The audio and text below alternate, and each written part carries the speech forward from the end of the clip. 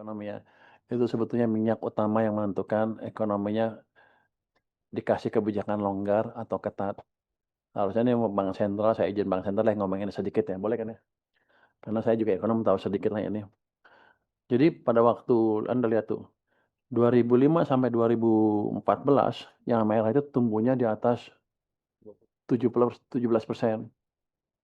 Akibatnya yang biru kredit tumbuhnya 22% rata-rata. Jadi pada waktu real sektornya tumbuh waktu zamannya Pak SBY. Tapi 2015 ke sini sampai 2021 aja tumbuhnya tiba-tiba yang merah itu rendah sekali di bawah 10% dan pada titik-titik tertentu di bawah 0 rata-ratanya. Itu sebelum kita COVID. Jadi sudah direm ekonomi sebelum COVID. Setelah COVID naik karena kita perbaikin, tapi 2023 Anda lihat itu turun lagi ke bawah, sepanjang 2023 hampir 0 pertumbuhannya. 2004 juga hanya hampir 0 di bawah rata-ratanya. Itu artinya ekonomi sedang direm. Kenapa saya tahu? Saya di luar ekonom ngamatin ini terus. Saya waktu di LPS. Kalau di LPS, kalau ekonomi melambat, artinya apa? Kalau nggak diperbaiki, akan banyak bank jatuh dan saya akan mulai kerja. Kalau di LPS, kalau ekonominya bagus, saya santai. Tapi kalau akan jatuh seperti ini, saya deg-degan. Jadi setiap minggu kita monitor, setiap hari kadang-kadang kita monitor untuk melihat keadaan. 2025 juga sama itu. Setelah naik bulan April, Mei jatuh, Juni, Juli, Agustus, September jatuh. Jadi ekonomi Anda dicekik pada waktu itu. Yang 200 triliun saya injek ke sistem, menaikkan merahnya ke atas jadi tumbuhnya 13,2%. Jadi yang merah itu udah mulai naik ke atas di September ya. Itu yang memberikan minyak di perekonomian dan ekonominya bisa mulai bergerak. Orang bilang, saya sebar di 5 bank 200 triliun itu di Mandiri, BRI, BNI, BTN, BSI. Rata-rata penyerapannya udah lumayan deh, kecuali BTN baru 19%. Uangnya akan saya pindah ke tempat lain nanti. Tapi bukan itu. Di sini ada yang komisaris BTN? Iya. Ya ada Pak. Siapa lu ya? Nggak ada, nggak ada. Tapi katanya dia pertamanya bilang kami akan serap, malah kurang. Ternyata baru segini dia serap. Yang melakukan ini saya adalah ini menggambarkan demand di sektor perumahan lemah sebetulnya. Ya saya pikir waduh gawat kita nih. Mungkin itu kan perlu ekonomi jalan dulu, baru pelan-pelan dia tumbuh. Jadi kita nggak bisa paksa orang beli ya pinjam rumah atau beli rumah ketika income-nya nggak jelas. Tapi dengan gerakannya seperti ini, harusnya income akan balik dengan secara bertahap. 2026 saya pikir income dari sektor perumahan akan kembali sehat lagi. Oke, next. Kalau kita lihat dampaknya apa sih? Ada nggak dampaknya 200 triliun? Pertama, ke suku bunga deposito itu turun cukup dalam. Kita lihat yang 3 bulan, yang 6 bulan juga turun ke levelnya yang cukup dari 5,6 ke 5,24%. Pertumbuhan kredit, investasi kelihatan udah mulai tumbuh lagi tuh di September, walaupun baru setengah bulan ya. Karena kita masukin di tanggal 12. Ini jadi baru setengah tapi kredit udah mulai baik tuh, investasi udah mulai naik kreditnya. Suku bunga kredit juga kalau kita lihat sebelah kanan itu yang tertimbang itu turun sekitar dari 19 ke 9,04%. Tapi yang jelas penurunannya kelihatan sekali. Ini data baru dua minggu ya. Oktober saya pikir lebih dalam lagi turun. Yang jelas adalah kebijakan yang kita jalankan itu sudah mulai men-trigger perekonomian, men-trigger penurunan suku bunga di pasar. Kalau kita lihat berikutnya, kita kan pada September dikhawatirkan dengan reaksi masyarakat yang nggak suka lah ke semuanya, ke pemerintah, ke kita semua ya. Jadi karena mereka merasa nggak ada harapan lah ke depan ekonominya. Tapi kita gelontorkan sudah memberikan dampak positif ke masyarakat. Hal yang paling saya suka adalah yang paling kanan itu indikator yang saya suka untuk melihat gimana sih pandangan masyarakat pemerintah. Yang sebelah kanan yang oranye itu disebut indeks kepercayaan konsumen kepada pemerintah.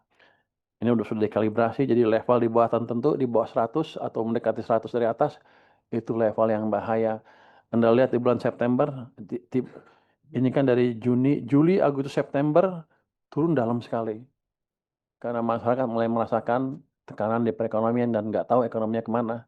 Tapi begitu kita injek uang ke sistem dan suku bunga mulai turun, saya sering ngibul kemana-mana bahwa masa depan kita cerah, bukan ngibul.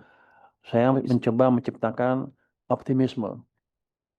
Jadi itu kata orang ceplas-ceplos itu ya, bukan, itu adalah langkah terukur untuk memastikan masyarakat mengerti apa yang kita lakukan dan harapan ke depannya seperti apa. Dan kita injek juga uang ke sistem. Sehingga mereka mulai merasakan itu dan di bulan Oktober itu sudah naik lagi ke 113,3. Itu level yang aman. Sehingga dengan seperti ini saya pikir demo-demo akan jauh berkurang dan mereka akan lebih fokus untuk mungkin mencari kerjaan atau melihat peluang-peluang yang timbul dari gerakan kita di bidang fiskal tadi. Jadi langkah yang saya lakukan itu seperti gaya, tapi bukan untuk gaya-gayaan. Kita udah bisa membalikan sentimen masyarakat ke kita, ke perekonomian kita, dan ke prospek ekonomi mereka ke depannya. Kalau kita lihat next ya, hal berikutnya adalah kepercayaan konsumen. Ini terhadap ekonomi dan terhadap prospek ekonomi mereka. Yang tengah itu yang warnanya agak kuning, dari 90,5 di bulan September, sekarang naik ke 96,5 dan sudah di level yang lumayan stabil, lumayan tinggi. Artinya apa? Mereka melihat harapan ekonomi, kondisi ekonomi ke depan lebih baik dan akan lebih baik ke depan. Saya yakin Oktober, sini Oktober ya, November, Desember akan lebih baik lagi. Data-data dari Mandiri Sekuritas, dari kita juga ambil yang lain ya. Saya nggak punya data early ya. Yang early itu punya Mandiri Sekuritas dan ini biasanya cukup baik, walaupun saya nggak suka Mandiri ya. Sekuritas. Dulu saingan sama Dana Reksa soalnya. Saya Dana Reksa. Wah. Tapi mereka udah masih ada dan masih bagus datanya nih. Kita lihat aja yang MSI Mandiri Sekuritas Index. Mandiri Spending Index turun di September, sekarang naik ke 306. Anda lihat udah naik ke atas tuh. Yang utama itu ya, naik ke atas ya. Yang lain belum ya. Oktober naik ke atas. Jadi itu pembaikan. Kalau lihat yang bawahnya, tren penjualan retail. Ini Bank Indonesia ya, September aja udah 5,8. Ini baru 2 minggu. Kalau Oktober saya yakin lebih kencang lagi. Terus proporsi keluaran masyarakat untuk konsumsi meningkat di bulan September juga. Yang atas tuh, yang kanan itu mulai naik. Sekarang di levelnya 75. September sebelumnya sempat turun tuh, terus naik lagi. Terus aktivitas manufaktur yang paling kanan bawah, ini PMI, ini untuk bulan Oktober, naik lagi dari 50 sebelumnya di 50 poin sekian di bulan September, sekarang ke 51,2. Jadi langkah kita mulai dirasakan oleh para pelaku ekonomi. Jadi saya sudah berhasil lah sedikit, bukan, kita semua sudah berhasil. Nggak boleh ngaku-ngaku katanya. Kita bertiga nih sih. Dengan kerja keras, sudah berhasil mengembalikan sedikit sentimen ke positif ke perekonomian. Dan bukan sentimennya aja, di dunia realnya juga sudah mulai membaik kalau kita dari indikator-indikator ini ya. Oke, next. Jadi kita akan lanjutkan langkah itu. Saya akan monitor terus uang di sistem seperti apa. Kalau kurang lagi, saya akan taruh lagi, ditambah di perekonomian kita.